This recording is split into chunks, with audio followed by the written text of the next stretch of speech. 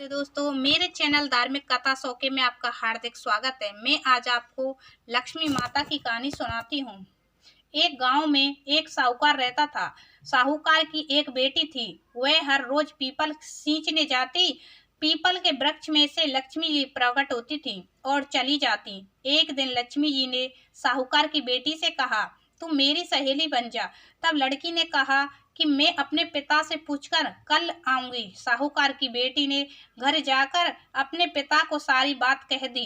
तब उसके पिताजी बोले, वह तो लक्ष्मी जी हैं, अपने को और क्या चाहिए, तू लक्ष्मी जी की सहेली बन जा। दूसरे दिन वह लड़की फिर गई। तब लक्ष्मी जी पीपल के पेड़ से निकलकर आई और लड़की से पूछने लगी कि तुम मेरी सहेली बनती हो या नहीं। तो लड़की बोली, बन जाऊंगी, और दोनों सहेली बन गई। लक्ष्मी जी ने उसको खाने का न्योता दिया।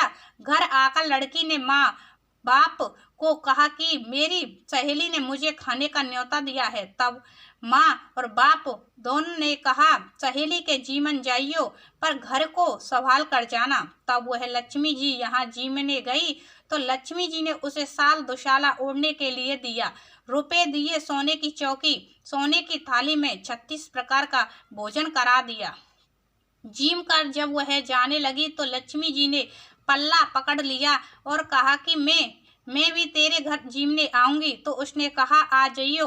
वह घर जाकर चुपचाप बैठ गई। तब बाप ने पूछा कि बेटी, सहेली के यहाँ जिम कर आ गई और तू उदास क्यों बैठी है। तो उसने कहा, पिताजी, मेरे को लक्ष्मी जी ने इतना दिया, अनेक प्रकार के भोजन कराए, परंतु मैं कैसे जिमाऊंगी, अपने घर में तो कुछ भी नहीं है। तब उसके पिता ने कहा कि बेटी, गोबर मिट्टी से चौका लगाकर घर की सफाई कर ले। 4 मुख वाला दिया जलाकर लक्ष्मी जी का नाम लेकर रसोई में बैठ जाना। लड़की सफाई करके लड्डू लेकर बैठ गई। उसी समय एक रानी नहा रही थी। उसका 9 लखा हार चील उड़ाकर ले गई और उसके घर वह 9 लखा हार डाल गई और उसका लड्डू ले गई। बाद में वह हार को तोड़कर बाजार में गई और सामान लाने लगी। तो सुनार ने पूछा कि क्या चाहिए। तब उसने कहा कि सोने की चौकी, सोने का थाल, साल दुसाला दे दे, मोहर दे और सामग्री दे, 36 प्रकार का भोजन हो जाए, इतना सामान दे। सारी चीजें लेकर बहुत तैयारी करी और रसोई बनाई। तब गणेश जी से कहा कि लक्ष्मी को बुला लाओ।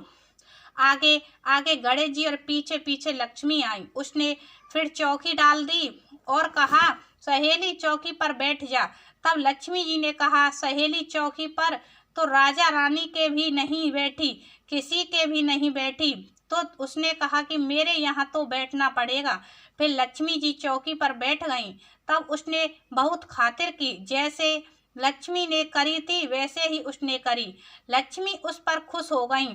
घर में खूब रुपया एवं लक्ष्मी हो गई। साहूकार की बेटी ने कहा, मैं अभी आ रही हूँ, तुम यहीं बैठी रहना, और वह चली गई। लक्ष्मी जी गई नहीं और चौकी पर बैठी रही। उसको बहुत दौलत दी। हे लक्ष्मी, जैसा तुमने साहूकार की बेटी को दिया वैसा सबको देना। कहते सुनते हुंकारा भरते अपने सारे परिवार को दियो।